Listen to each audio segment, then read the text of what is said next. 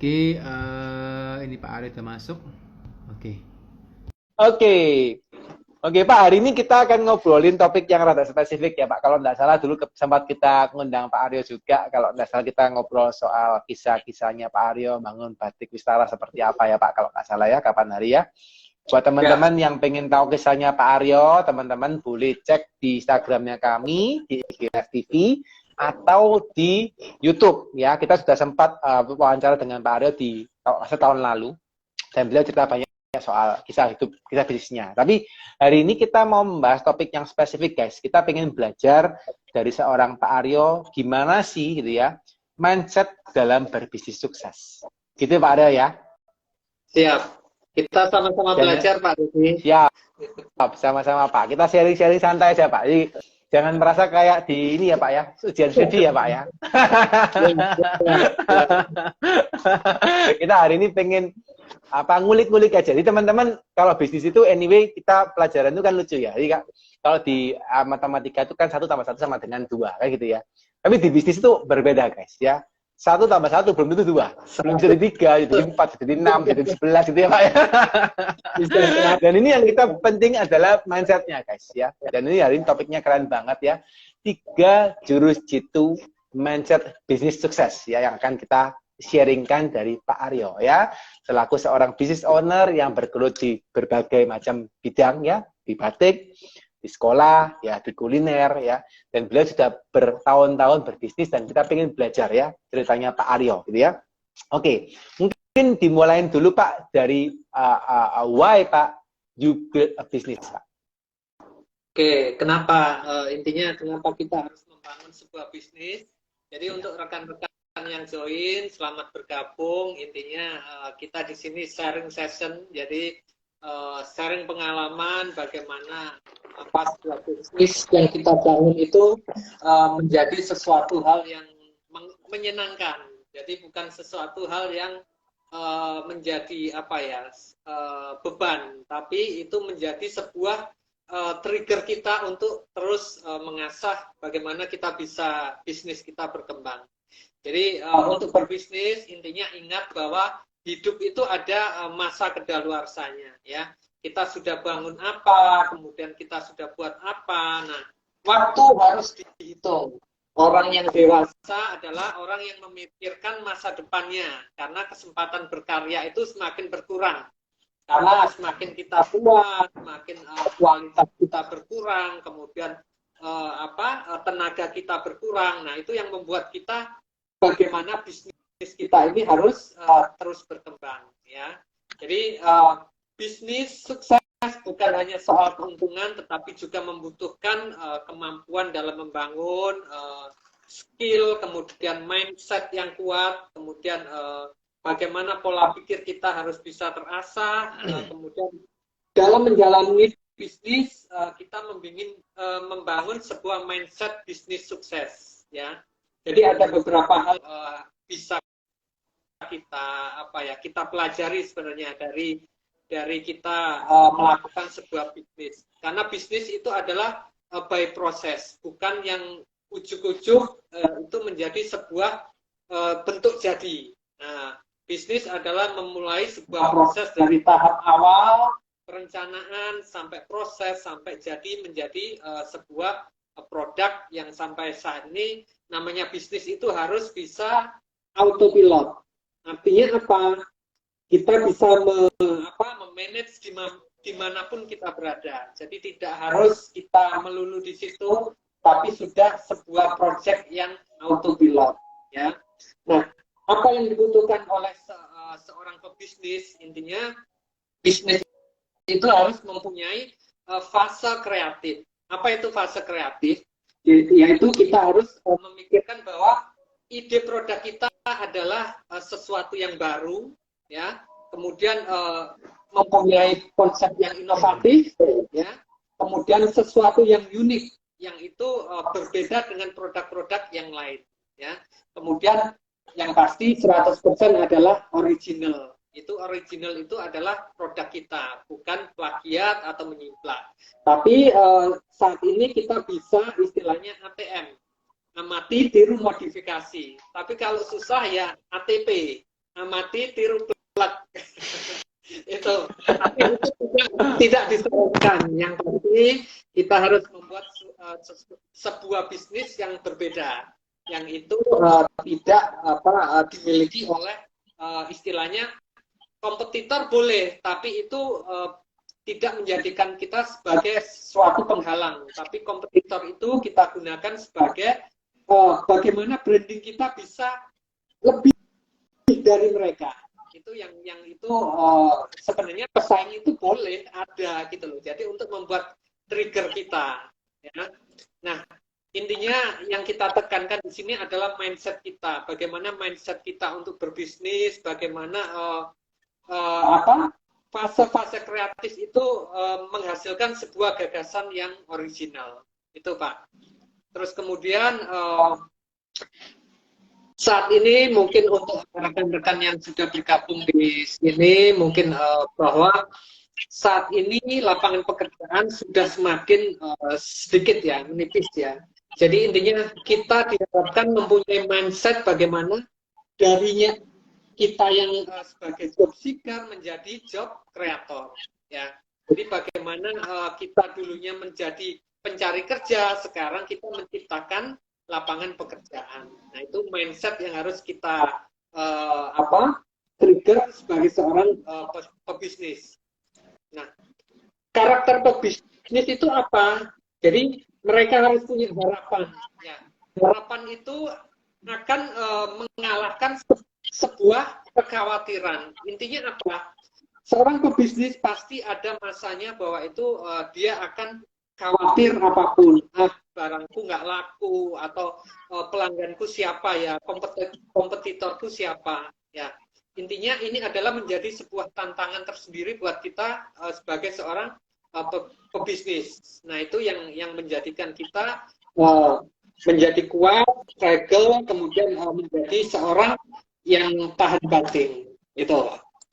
Nah untuk memulai bisnis kita biasa mengenal yang namanya 5Ps ya, 5P ya, place, kemudian people, kemudian produk, kemudian promosi dan harga. Nah itu yang harus dikuasai oleh seorang pebisnis. Nah itu mindset yang akan kita tanamkan kepada generasi sekarang bahwa bagaimana entrepreneur, bisnis itu menjadi sesuatu hal yang harus dimiliki oleh seorang pebisnis. Apa saja mindsetnya, yaitu intinya kita harus mempunyai motivasi yang tinggi. Ya, motivasi yang tinggi itu harus dimiliki. Kenapa? Jika tidak ada motivasi, kita bisa menjaga motivasi itu untuk terus bahwa saya harus berkembang, saya harus bisa memiliki value lebih, saya harus lebih dari sekarang. Nah itu yang memotivasi kita untuk menjadi trigger, ya, untuk menjadikan semangat. Nah berbicara dengan orang-orang yang memiliki pengalaman itu juga menjadikan kita termotivasi. Berkenalan dengan orang-orang besar, berkenalan dengan orang-orang yang berhasil, orang-orang yang sukses. Itu memotivasi diri kita untuk dia bisa, berarti saya juga bisa seperti dia. Jadi seperti itu. Nah kemudian memiliki karakter sikap yang positif. Jadi pebisnis itu nggak ada yang mikir bahwa nanti produk saya nggak laku, jualan saya nggak laku, saya mau buka ini masih mikir misalnya takut. Jadi intinya jangan jangan boleh ada ketakutan, tapi itu tidak untuk dibesarkan ya. Intinya sikap positif kita, mindset karakter positif kita akan membangun mental kita. Ternyata saya harus bisa, yang lain bisa, saya juga harus bisa. Nah, menjaga sikap positif juga membantu dalam menjalin hubungan baik dengan pelanggan dan rekan bisnis. Karena apa? Kita bisa meyakinkan nih dengan rekan bisnis kita. Kalau mereka kita aja udah pesimis dengan produk kita, ya gimana pelanggan atau rekan bisnis kita akan percaya dengan produk kita, gitu. Jadi intinya kita harus membangun karakter mindset yang positive thinking ya.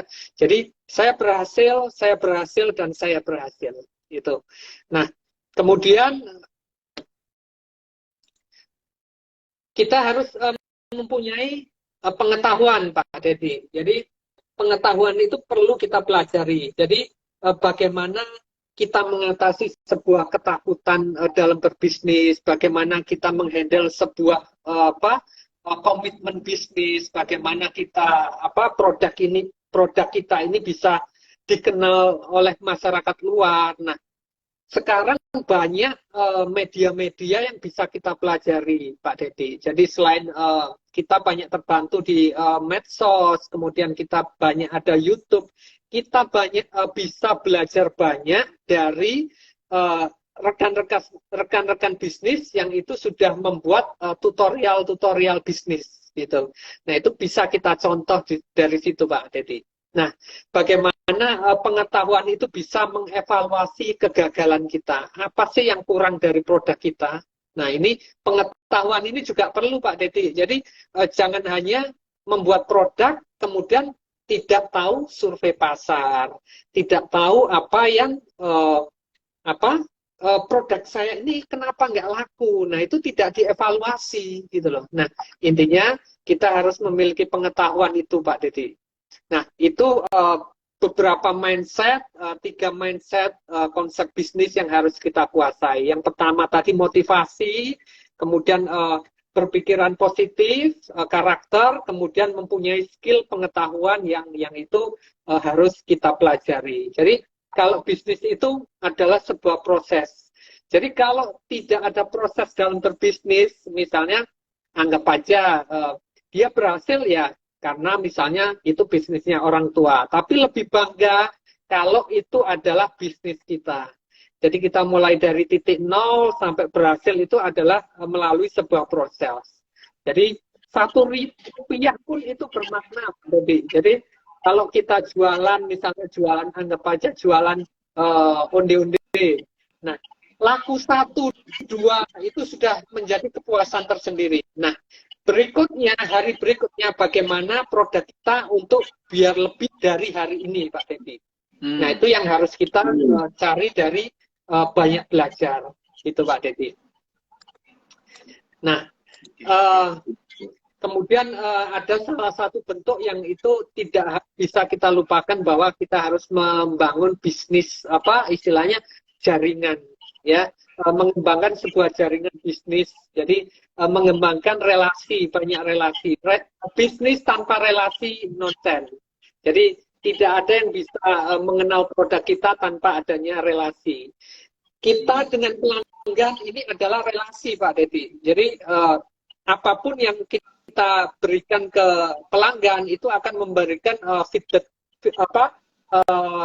timbal balik ke kita bahwa misalnya dia akan mengatakan, oh produknya bagus, saya suka dengan produk Anda. Mungkin dari pelanggan pun kita bisa menggali nih Pak Dedi, apa yang dibutuhkan oleh masyarakat, ya konsumen. Jadi kita berusaha menampung semua aspirasi mereka. Komplain, kritik, itu harus kita terima. Nah, itu untuk membangun produk kita lebih bagus, Pak Dedi. Nah, itu kemudian bagaimana dari 3 mindset itu kita bisa menggali potensi diri kita.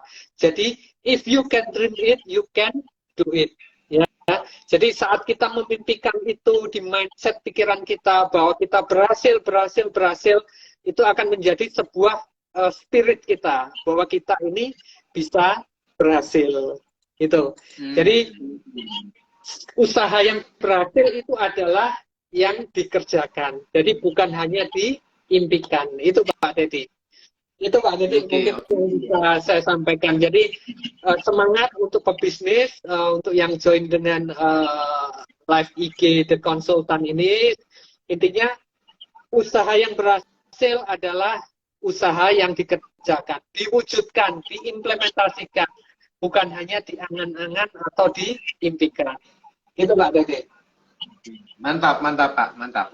Saya coba pengen dalamin lagi ya Pak ya. Jadi kan kalau teman-teman ini kan lihat dari apa yang disampaikan sama Bapak kan ada 3 poin ya. Jadi yang pertama adalah mindsetnya harus punya motivasi yang tinggi. Ya. Yang kedua juga harus punya sikap positif yang baik. Jadi ya sembarangnya harus dipikir secara positif. Dan 3, soal pengetahuan. Jadi ya, by the way, kalau kita ngomong kata-katanya ini kan simpel sekali Pak dilakukan. Ya. Tapi waktu di lapangan ini kan tidak segampang yang dipikirkan gitu ya Pak ya. Nah boleh sharing nggak Pak? Apa sih Pak waktu Bapak pertama kali membuat usaha Pak gitu ya? Motivasi apa sih Pak yang Bapak benar-benar pikirkan sehingga Bapak akhirnya mau melakukan usaha Bapak? Oke. Jadi intinya saat kita mulai menyerah, kita harus berpikir bahwa kenapa kita memulai ini, ya. Terus tujuan apa kita memulai usaha ini? Kalau hanya ngikut-ngikut usaha follower, ngikuti teman yang lagi ngetren, yang ini. Nah, itu pasti tidak akan bertahan lama. Tapi kalau buat saya, karena konsep saya adalah social entrepreneur, intinya saya membuka usaha ini untuk orang-orang yang ada di belakang kita.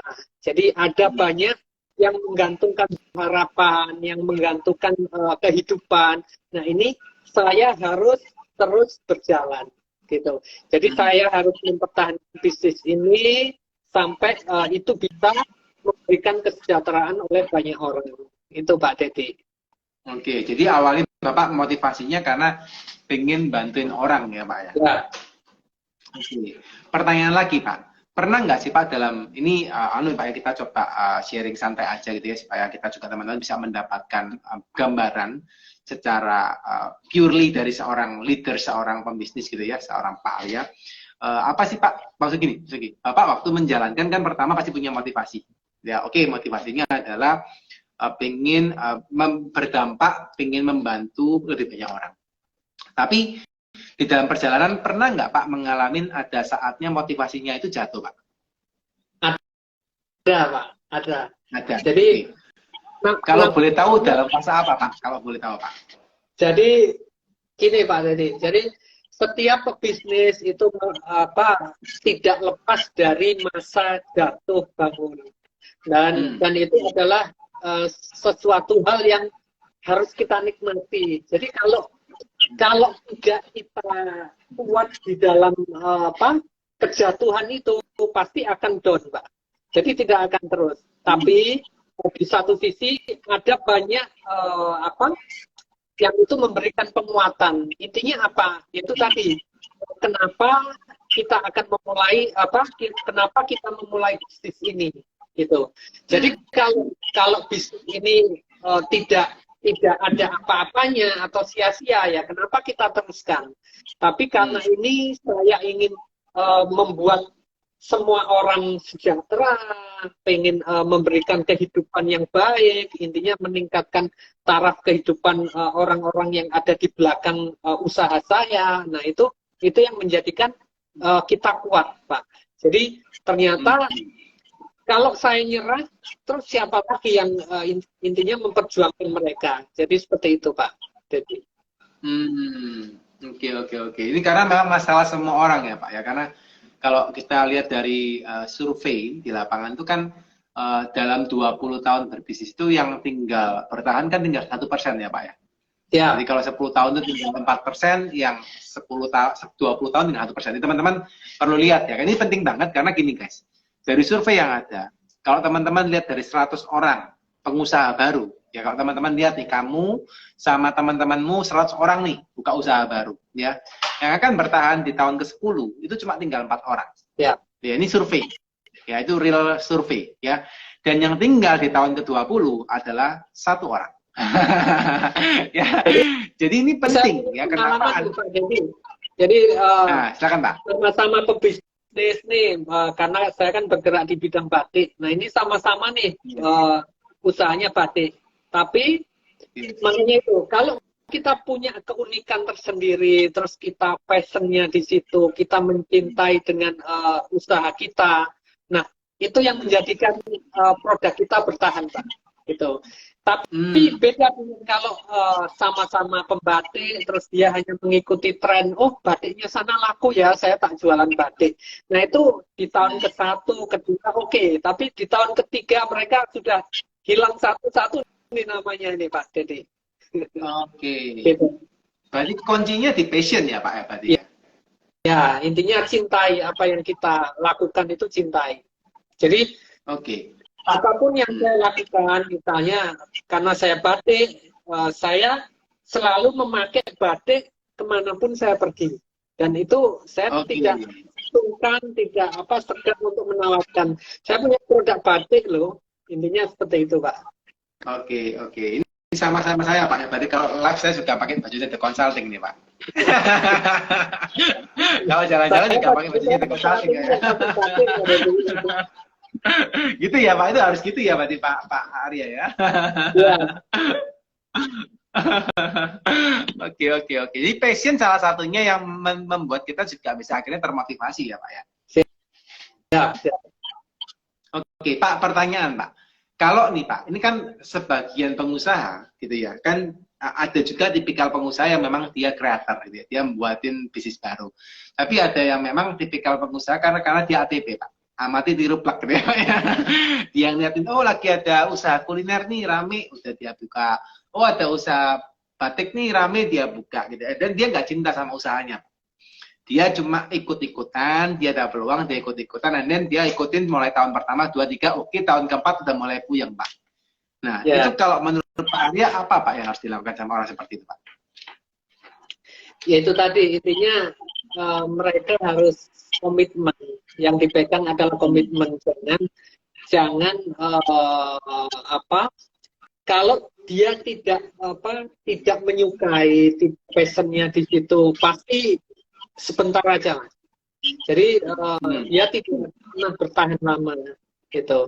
Saya intinya mentoring bisnis seseorang dan sama-sama di batik, dan itu saya kasih saran bahwa coba batik ini dibuat yang berbeda, intinya ditambahi dengan bordir, dan itu sekarang booming Pak, termasuk saya membranding produk mereka gitu, produk beliau gitu. Nah jadi intinya milikilah walaupun itu ATP ya, amati tiru plak, tapi buat ATM, amati tiru modifikasi. Ya, kalau tidak bisa modifikasi ya plak, tapi diubah lah, jangan benar-benar sama gitu. Oke.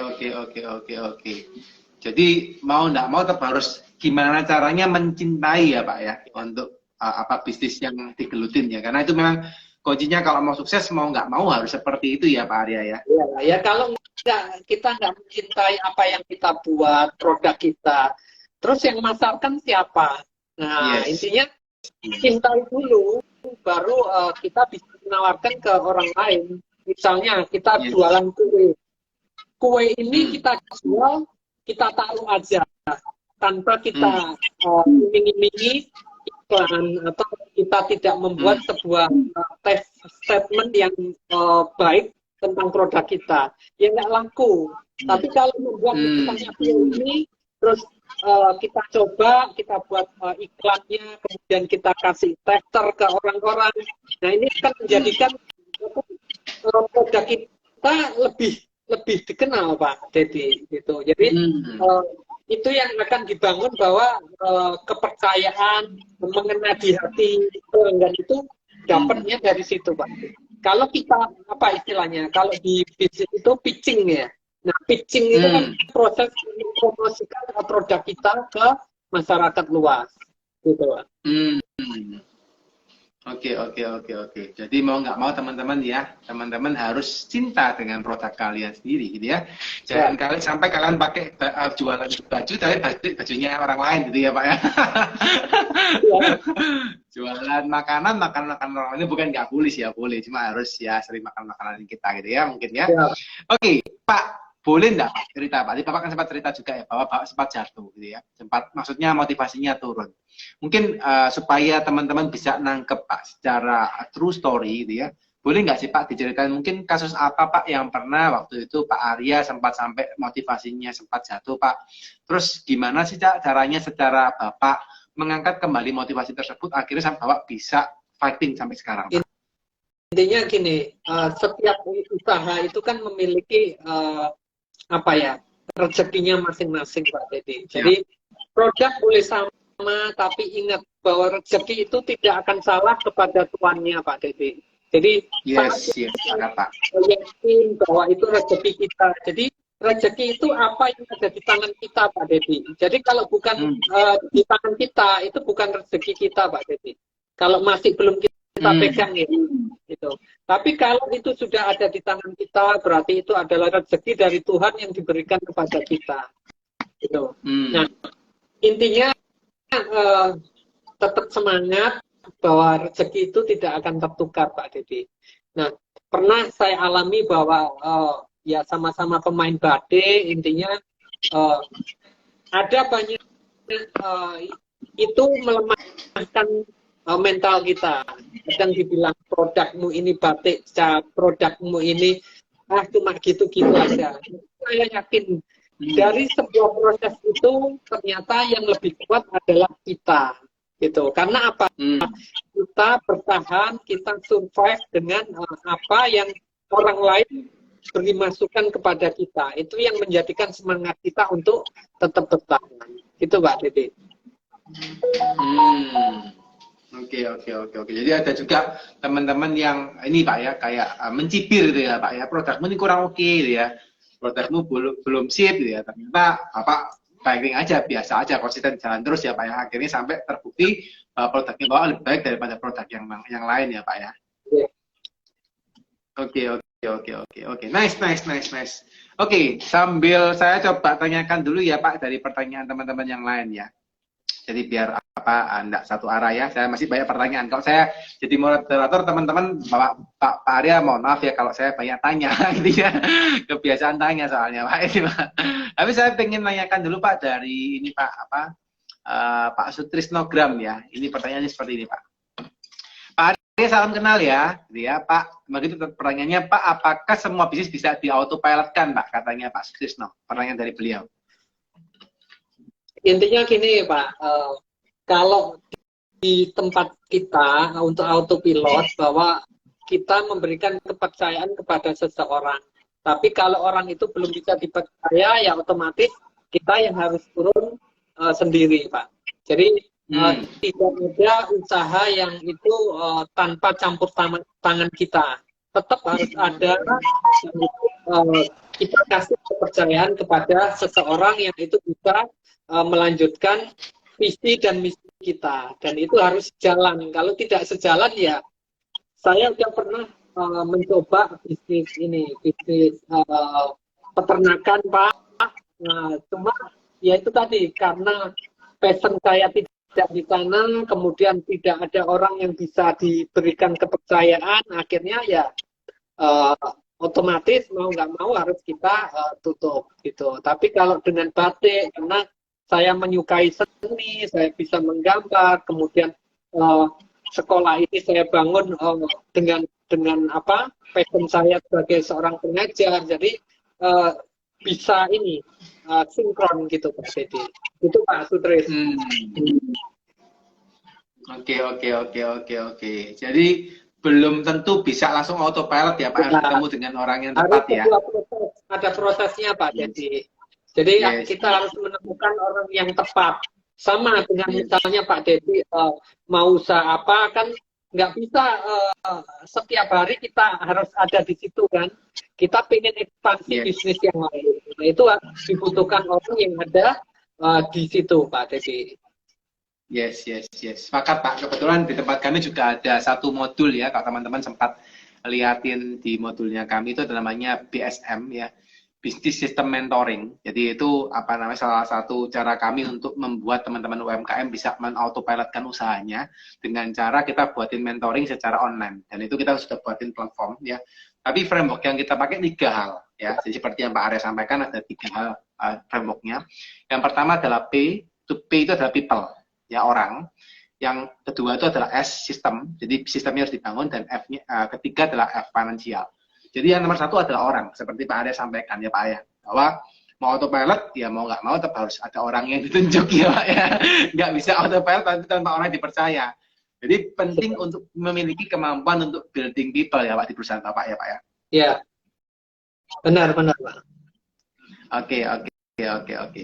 Nah, Pak, nyambung tadi yang terkait dengan mindset yang kedua, Pak. Jadi yang mindset yang pertama harus punya motivasi yang tinggi, supaya kalau down harus bisa bangkit lagi, kan gitu, Pak ya. Karena kan ketika kita berbisnis, biasanya penjatuh yang utama atau penghambat yang utama adalah orang terdekat, gitu ya, Pak ya. Mau bisnis malah diejek-ejekin sama orang terdekat, akhirnya down ya jadi bisnis. Nah, kalau udah punya bisnisnya, motivasinya bagus, sembarang ajekan atau sembarang cibiran tidak diperdulikan, terjalan ya. Akhirnya bisnisnya bisa jalan dengan baik. Dan yang kedua Pak Arya kan sampaikan bahwa harus punya mindset yang positif, gitu ya. Nah, apa sih Pak real case yang pernah Pak alamin gitu ya dalam menerapkan sikap positif di dalam apa yang Bapak kerjakan, Pak? Intinya sikap positif ya, kita percaya bahwa produk kita ini bagus. Itu nggak ada produk kita yang jelek. Jadi istilahnya kita nomor satu Pak. Gitu. Kalau kita jual, kalau kita jual sales kan memperkenalkan produk orang. Nah, yang dijual langsung jelek ya bilang bagus. Gitu. Intinya saya juga posisikan sama bahwa apa yang kita jual ini produk kita ini bagus. Gitu. Itu Pak Dedi. Oke, Pak, tapi apa dengan cara itu nanti nggak malah membuat kita malah over promise atau over PD, Pak, terkait dengan itu intinya kembali ke kita, Pak. Intinya kita nggak over PD ya, tapi intinya kita harus tahu diri bahwa ada beberapa orang yang itu bisa kita prospek atau beberapa orang yang itu akan malah menjatuhkan kita atau apa. Nah itu kita harus istilahnya itu tadi, kita harus bisa mindset kita punya pengetahuan di situ. Bagaimana kita menghandle apa ya istilahnya sifat-sifat yang demotivasi seperti itu. Gitu. Jadi jangan sampai itu bisa memasuki kita. Tapi kalau itu menjadi sesuatu yang positif, itu baru kita sampaikan, gitu Pak. Gitu. Karena kan kalau produk kan ini ada marketnya Pak, jadi kita mau prospek ke siapa ini kan nggak bisa diantem kromo kalau orang Jawa gitu. Oke. Jadi tetap harus ini ya Pak ya, memilah gitu Pak ya, memilih dan memilah gitu ya. Nah bisa semuanya kita anggap pokoknya baik, tapi kita nggak lihat kanan kiri gitu ya. Terus Pak, kalau misalnya berkaca dalam dunia usaha gitu ya Pak ya, menurut Bapak Pak, apa sih Pak di dalam usaha Bapak gitu ya, apa istilahnya gini, kegiatan apa sih Pak di dalam usaha Bapak atau dalam bisnis Bapak yang membuat Bapak itu paling kepikiran Pak? Paling kepikiran itu produk kita nggak laku Pak, itu intinya yang utama Pak. Kok bisa sampai punya pikiran seperti itu, kenapa Pak? Ya intinya banyak kompetitor, banyak pesaing gitu. Terus banyak ya itu tadi banyak kompetitor yang membuat produk sejenis gitu. Oh, oke. Jadi memang karena industri batik ini kan cukup beragam ya Pak ya. Banyak yang pemainnya juga dan masuk ke entry point-nya cukup sulit gampang gitu Pak ya, gampang sulit gitu Pak masuk ke entry batiknya gitu ya. Terus dalam perjalanan gitu apa Pak yang membuat Bapak kepikiran itu akibatnya apa Pak kondisinya Pak? Akibatnya yaitu tadi kadang kita demotivasi, kemudian membuat diri kita tidak nyaman Pak Dede. Tapi di satu sisi yaitu tadi kita kembali lagi bahwa kita ini punya produk yang unik yang tidak dimiliki oleh orang lain gitu. Jadi itu yang membuat kita motivasi kenapa kita lakukan membuka usaha ini, kenapa kita memproduksi batik seperti ini, kenapa kita membuat desain motif seperti ini. Nah itu yang menjadikan kita bangkit lagi Pak. Jadi nggak sampai jatuh gitu Pak. Oke. Pak, tadi Bapak sampaikan bahwa Bapak memiliki produk yang unik dibandingkan batik yang lain. Boleh nggak Pak sih diceritakan Pak batik Wistara ya Pak ya? Batik Wistara ini kira-kira Bapak punya apa sih Pak uniknya dibandingkan batik-batik yang lain? Jadi kalau batik kita ini motifnya abstrak Pak. Jadi terus kemudian warnanya itu lebih cerah-cerah Pak. Gitu. Jadi kita bisa membuat desain batik, kemudian dari produk kita yang beli batik di kita adalah sudah konsep gratis jahit Pak. Jadi semua penjahitnya, semua pengrajinnya adalah dari adik-adik disabilitas. Oh, oke. Itu apakah dari awal sudah seperti itu Pak? Atau dalam perjalanan baru menemukan? Jadi karena kita kan social entrepreneur Pak Didi. Jadi semua usaha yang saya buat adalah untuk adik-adik yang berkebutuhan khusus Pak Didi. Oh, oke. Jadi pertama kali Bapak buka Batik Wistara memang sudah dasarnya asalnya itu dari rancangan dari teman-teman adik-adik yang berkebutuhan khusus tadi Pak ya. Dan itu akhirnya membuat batik Bapak unik karena nggak akan ada yang ngembarin ya Pak ya. Siap. Oh, oke. Jadi bukan dalam perjalanan Pak, malah dari awal seperti itu ya Pak. Dari awal Pak. Jadi Oke. Sekarang saya ingin tahu Pak, apa Pak alasannya Bapak kok bisa berpikiran bahwa, mohon maaf nih Pak ya, teman-teman disabilitas bisa membuat batik dan akhirnya bisa dijual. Apa Pak latar belakangnya? Mereka punya kesempatan yang sama Pak. Jadi mereka memiliki motivasi, memiliki semangat. Jadi ya kalau saya lihat mereka punya potensi. Mereka adalah mempunyai talenta yang tidak dimiliki oleh orang-orang normal seperti kita Pak Dedi. Jadi intinya kalau buat saya, kalau bukan kita yang peduli kepada mereka, siapa lagi Pak Dedi? Oke, berarti Bapak tidak ada keyakinan bahwa bisnis itu akan gagal ya Pak ya? Berarti ya udah coba aja gitu ya Pak ya? Itu tadi, karakter kita harus mempunyai pikiran yang positif Pak Dedi.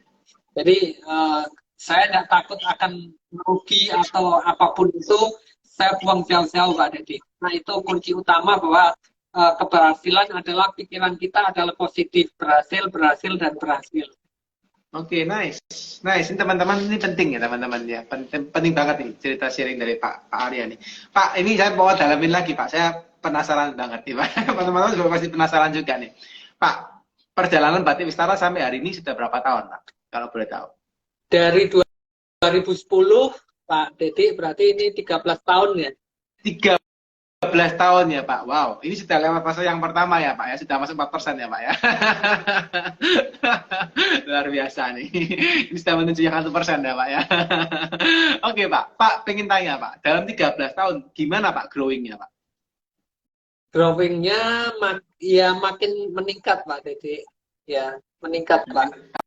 Tahun kedua, ketiga itu gimana kalau boleh diceritakan? Kan ini keyakinan Bapak ya, soalnya tahun pertama itu kan yang pasti kita cari masa, kita cari pelanggan itu yang susah Pak. Jadi, nah bagaimana kita door to door, kemudian mengenalkan produk kita. Tapi setelah itu tahun kedua, ketiga itu udah running well Pak. Jadi, jadi tahun pertama itu yang berat banget ya Pak ya? Tahun pertama ya. Berat banget. Gitu. Terus itu tahun kedua sudah mulai running well. Semua yang dialami oleh pengusaha itu pebisnis itu adalah di tahun pertama gitu. Karena ya itu tadi ada kekhawatiran yang tadi seperti itu, kemudian mengenalkan produk, bagaimana membranding produk kita. Nah itu yang berat gitu. Tapi kalau sudah jalan running ya ini lancar Pak. Oke. Nice. Jadi tahun pertama berat-beratnya Pak ya, tahun kedua, tahun ketiga sudah mulai running well. Terus pertanyaan saya Pak, bisa di autopilot kan tuh mulai tahun keberapa Pak? Autopilot itu di tahun ketiga, jadi itu tahun ketiga. Oke. Tahun satu, kedua itu memang kita harus turun tangan langsung, Pak. Tahun ketiga sudah mulai bisa di autopilot kan ya Pak ya? Oke. Apa waktu itu Bapak autopilot kan tuh pakai tenaga Bapak atau pikiran Bapak atau Bapak pakai jasa orang lain Pak untuk membantu? Untuk saat ini kita menggunakan orang kita, Pak Dedi. Jadi orang yang saya percaya, kemudian untuk saya trigger di situ untuk menghandle di situ, Pak Dedi. Oke. Pak, penasaran lagi Pak. Ini sorry ya Pak, tanya-tanyanya banyak nih. Tadi Bapak kan cerita gitu ya. Autopilot butuh orang. Ya, orang yang bisa dipercaya gitu ya, orang yang capable. Ketika Bapak tadi kan sempat tahun ketiga Pak ngomong bahwa Bapak mulai mengautopilotkan. Dan Bapak pasti kasih delegasi kepercayaan kepada orang tersebut. Kalau boleh tahu Pak, ini juga biar buat pembelajaran teman-teman gitu Pak. Apa sih Pak kriteria orang atau kriteria tim yang Bapak merasa cocok atau pantas diberikan kepercayaan untuk membantu Bapak pendelegasian tugas? Intinya sama-sama satu visi, sama-sama memiliki usaha kita. Jadi apapun yang saya lakukan, mereka orang ini harus bisa sevisi, sepemikiran. Tapi kalau sudah sepemikiran, apa yang saya saya sampaikan tidak terimplementasi dengan baik, nah itu menjadi sesuatu hal yang menjadi gap Pak. Itu. Tapi kalau itu menjadikan misalnya saya perintahkan ini nanti ada ini. Nah, ternyata dari perintah saya yang sederhana itu ternyata sudah bisa diakomodir dan sudah diimplementasikan demikian baik gitu loh. Ternyata malah berpikirnya lebih dari saya gitu. Nah itu yang menjadi kriteria bahwa seorang yang kita percaya itu ya bagus gitu Pak Dedi. Terus yang pasti harus jujur Pak Dedi gitu. Oke, itu pasti ya Pak, kalau jujur tuh wajib hukumnya Pak ya. Kalau nggak jujur nggak bisa itu pasti. Oke, Pak izin bertanya lagi ya Pak, ini ada tiga pertanyaan dari teman-teman yang lain Pak. Sebentar kok tiga ya, munculnya kok cuma satu ini coba ya. Saya bukain, ini Pak dari Kak Aisyah ya. Mohon izin Pak Arya, kakak saya baru buka usaha kuliner belum ada 3 bulan, ya. Dan ternyata konsumennya tidak seramai ekspektasi, sehingga punya rencana untuk pindah lokasi.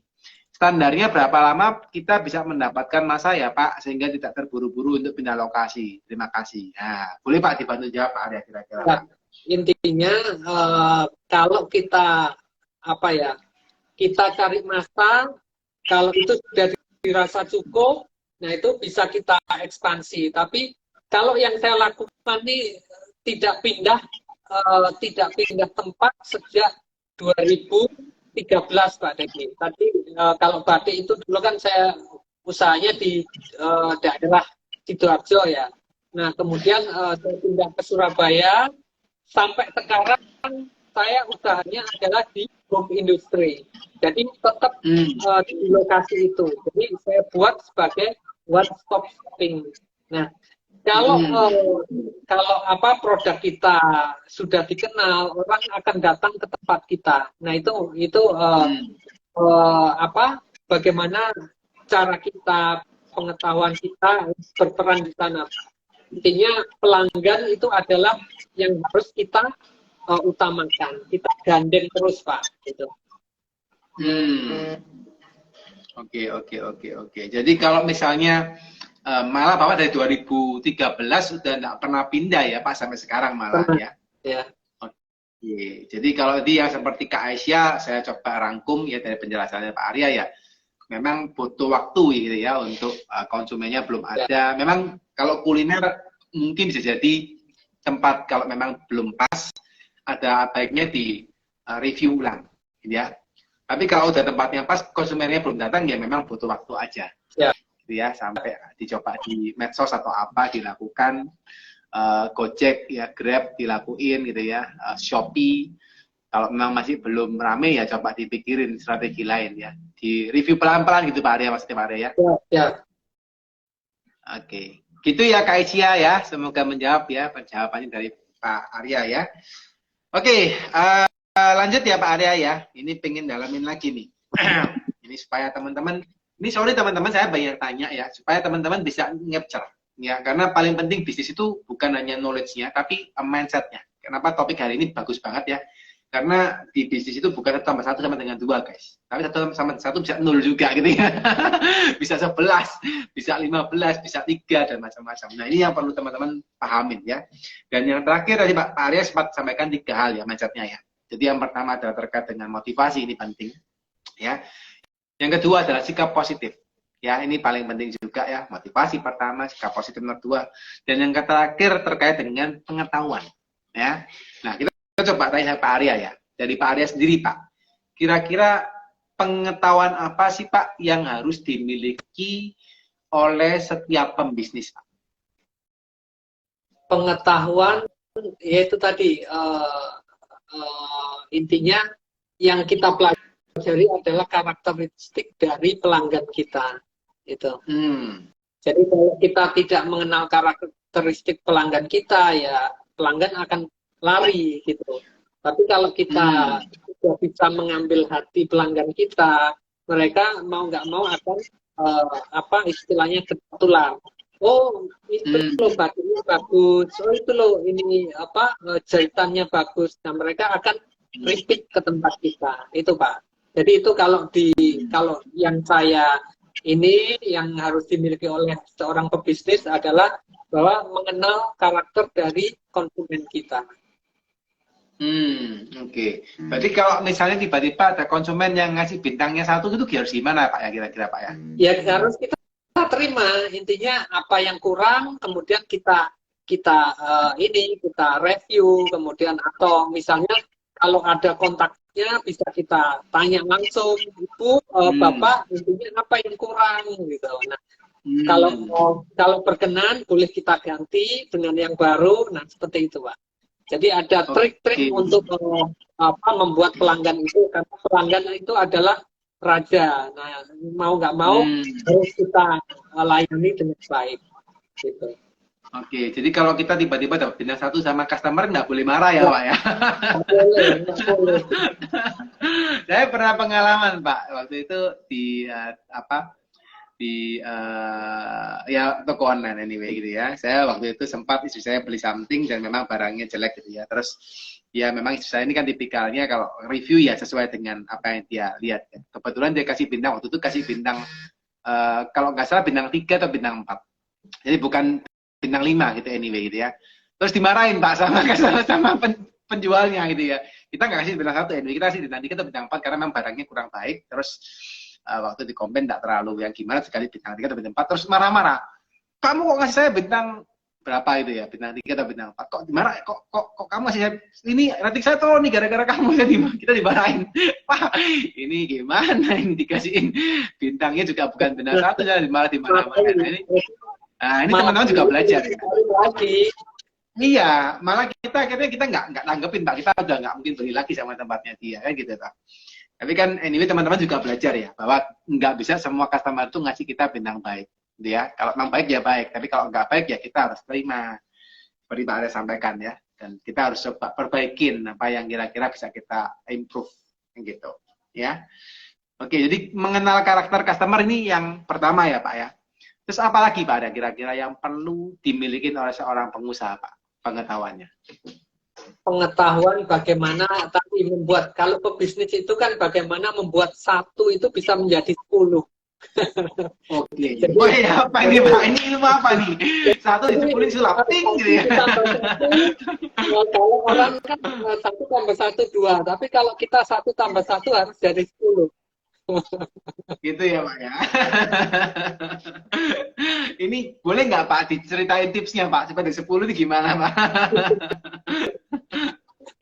Ya intinya kalau mau misalnya kalau di batik ya kita harus bermain di bahan bakunya seperti apa, kemudian kita tidak banyak uang yang itu kalau bisa kita pakai apa istilahnya bersama ya kita pakai kembali gitu. Tapi kalau itu misalnya pengen yang sempurna ya itu ya produknya sih nggak jarang bisa apa laku gitu. Tapi kalau di batik ini kita kan bisa sistemnya sharing bersama gitu. Jadi misalnya ini satu lembar, oh ternyata satu lembar ini bisa dijadikan 2 kemeja.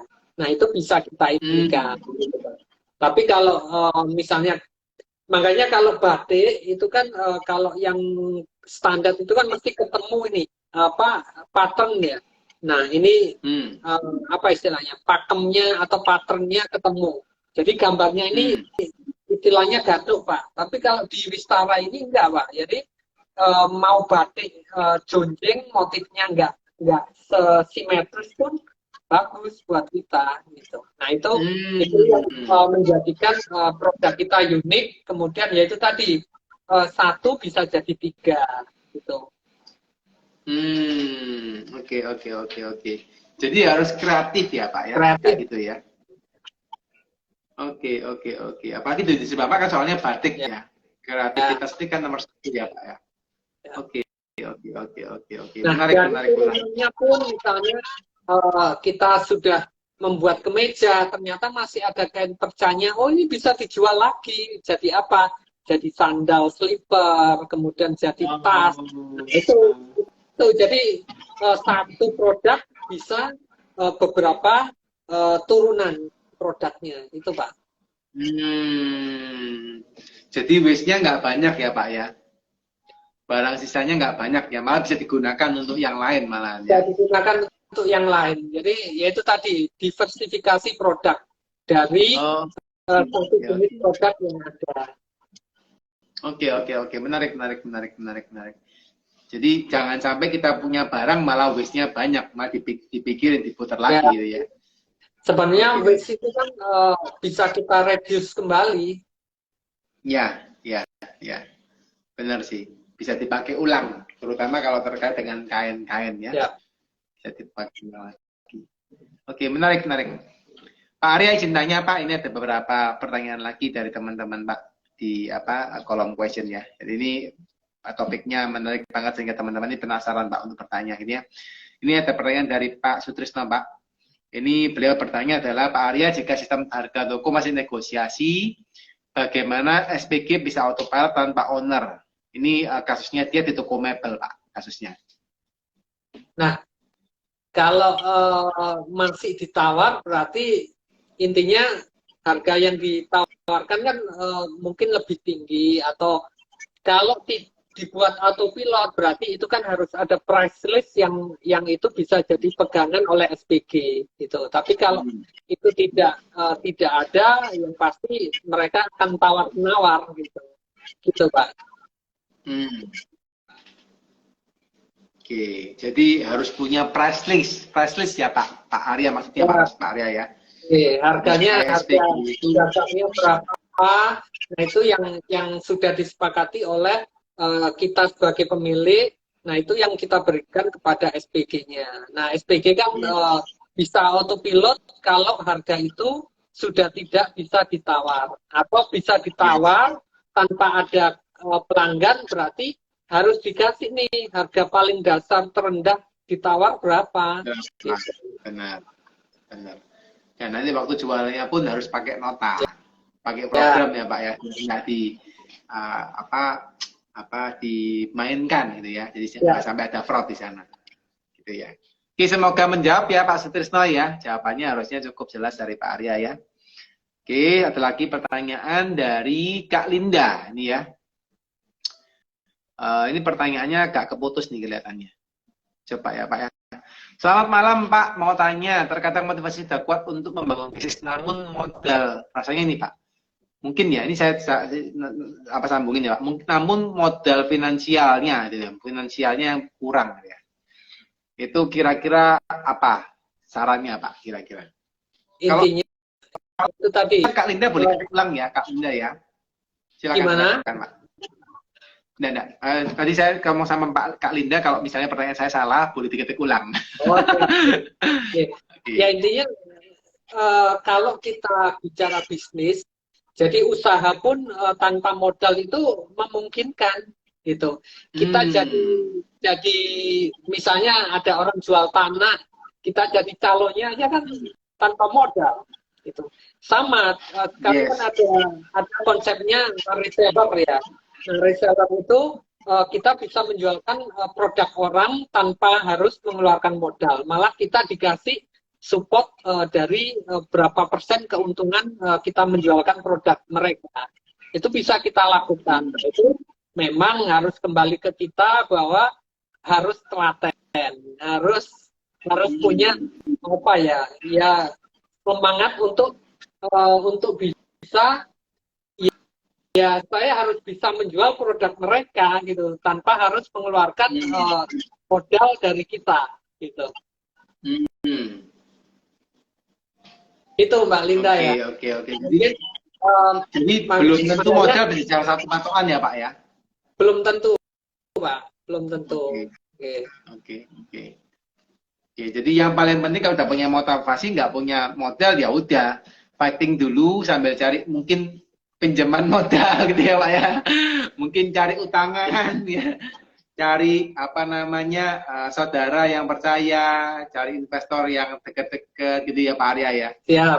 Tapi saran saya jangan pakai pinjol ya guys. Jangan bangun bisnis pakai pinjol ya. Jangan bangun bisnis pakai uang rentenir. Udah itu nggak boleh ya. Jangan pakai pinjaman online juga jangan. Mending pinjam kur ya. Kur masih boleh ya. Pinjam saudara boleh tapi harus dibalikin gitu ya.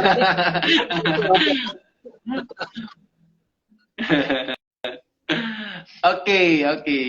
Teman-teman luar biasa. Ini rasanya teman-teman dari penjelasannya juga cukup jelas ya. Dari Pak Arya sampaikan tadi ya, ada motivasi tinggi, sikap positif, dan pengetahuan. Ya. Dan ini kalian coba pelajarin ya. Saya yakin dan percaya dari teman-teman pasti banyak insight yang didapat dari Pak Arya ya.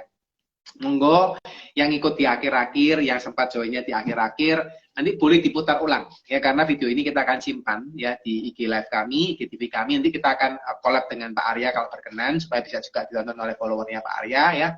Dan nanti kita juga akan share di YouTube teman-teman ya, supaya teman-teman bisa melihat gitu ya apa yang disampaikan Pak Arya dengan jelas ya. Oke. Pak izin bertanya lagi Pak. Ini ada pertanyaan lagi dari Pak Sutisno. Pak Sutisno ya, kelihatannya beliau ini penasaran Pak dan ini pengen belajar banget nih dengan Pak Arya ya. Nah ini Pak pertanyaannya. Pak, jika toko-toko lainnya menjual dengan harga negosiasi, apakah kita bisa terapkan fixed price? Produknya sama. Produknya sama. Nah, ya. Bisa juga produknya sama Pak, tapi kalau fixed price berarti kan harganya harga utama kita ya. Nah, kalau yang dinegosiasi berarti yaitu tadi kembali lagi apakah kita memberlakukan produk kita dinego. Nah, kalau produk kita tetap dengan fixed price itu ya kita bertahan dengan harga itu, tapi kalau kita bisa dinego ya sampai berapa ini plafon terendah dari fixed price-nya gitu Pak. Oke, jadi tetap pakai standar ya teman-teman ya, tetap pakai standar, harus semuanya standarisasi ya. Jadi kalau negosiasi ya udah, tapi kita tetap ada bottom price dan jangan sampai dimanipulasi. Kita jangan sampai kita malah menjatuhkan produk kita. Misalnya di sana membuat negosiasi, terus kemudian produk kita obral, jangan gitu. Nah, kita harus punya ini istilahnya punya standar harga kita sendiri. Oke. Kurang lebih begitu jawabannya ya Pak Sutrisno ya. Semoga jelas ya. Kalau yang masih penasaran, ya, yang pengen belajar sama Pak Aryo, boleh langsung follow ya guys. Langsung lihat itu di paling atasnya di sini ya. Klik itu ya. Langsung cari Pak Aryo ya, atau klik profilnya Pak Aryo, langsung di follow ya. Kalau yang pengen follow bisnisnya Pak Aryo, ada beberapa, nanti langsung DM aja Pak, bisnisnya apa aja, belajarin ya. Jadi teman-teman, kalau seperti ini, yang paling penting Anda lihat ya. Berbisnis itu juga sama. Pengen sukses ya, teman-teman harus ATM ya. Jadi ATM apanya? ATM orangnya ya. Jadi pengen sukses kayak Pak Aryo, ya ATM Pak Aryo gitu. Pak Aryo orangnya gimana? Oh, Pak Aryo tipikalnya mindsetnya baik ya, positive thinking. Terus pengetahuannya banyak. Ya udah ATM toh, teman-teman harus lihat. Oh, saya juga harus punya positive thinking, saya punya motivasi, saya punya yang lain-lain ya. Jadi itu penting guys ya. Saya rasa itu teman-teman ya, sudah 1 jam bersama, nggak terasa kalau udah ngobrol panjang lebar, apalagi bertanya sama narasumber itu rasanya asik banget. Dan Pak Aryo luar biasa Pak hari ini Pak. Pak Aryo memberikan insight-insight buat teman-teman ya yang luar biasa. Dan saya yakin dan percaya teman-teman pasti banyak belajar dari Pak Aryo ya. Yang sepakat dengan saya, yuk kasih hati ya, kasih love ya, kasih 100 ya, kasih tepuk tangan ya, apapun itu supaya kita mengapresiasikan apa yang kita dapatkan hari ini dari seorang Pak Aryo, dari insight-insightnya beliau. Dan teman-teman please yang ingin belajar lebih lanjut silakan follow Pak Aryo ya, silakan subscribe beliau dan supaya bisa dapat insight-insightnya lebih banyak ya. Mungkin di akhir kesempatan Pak, boleh Pak kasih 1-2 patah kata Pak motivasi buat teman-teman entrepreneurs Pak yang sekarang juga mungkin lagi di fase-fase awal atau di fase-fase jenuh atau fase-fase apapun Pak yang dalam hidupnya mereka. Mungkin boleh Pak dikasih motivasi dari Pak Aryo Pak. Saya mengulang kembali, jadi intinya tetap semangat ya. Usaha yang berhasil itu adalah yang dikerjakan, bukan diimpikan. Itu Pak. Jadi mantap ya. Wujudkan bahwa kita bisa, kita berhasil dan kita sukses. Salam sukses. Mantap. Usaha yang berhasil adalah yang dikerjakan, bukan hanya diimpikan ya. Oke guys, sampai saat ini ya kita akhirin untuk The Ngobis ya. Luar biasa, thank you banget buat Aryo sharingnya ya teman-teman ya. Dinantikan lagi minggu depan. Ini kita The Ngobisnya agak beda ya, di hari Rabu ya. Kebetulan berhalangan gitu ya, Seninnya. Jadi kita nanti di minggu depan kita akan ada Ngobis lagi hari Senin dengan narasumber yang berbeda ya. Dan besok teman-teman diingatkan, besok kita ada acara untuk free webinar ya soal perpajakan. Pak Aryo dengan timnya Pak, monggo kalau mau join Pak besok Pak. Kita ada acara free webinar soal pajak ya. Nanti teman-teman silakan lihat di postingan kita, di bio link juga boleh. Silakan daftar aja karena besok ada acaranya free webinar jam 3 sore ya. Oke, sekian teman-teman semuanya, sekian Pak Aryo. Thank you so much buat kebersamaannya semua untuk Pak Aryo dan keluarga dan Batik Wistara dan seluruh usahanya Pak. Saya doakan Pak semoga berhasil, semoga semuanya diberkatin dan semoga semuanya berbahagia Pak Aryo ya. Amin. Terima kasih Pak Dedi. Sampai jumpa lagi Pak Aryo. Terima kasih. Bye bye teman-teman. Bye bye.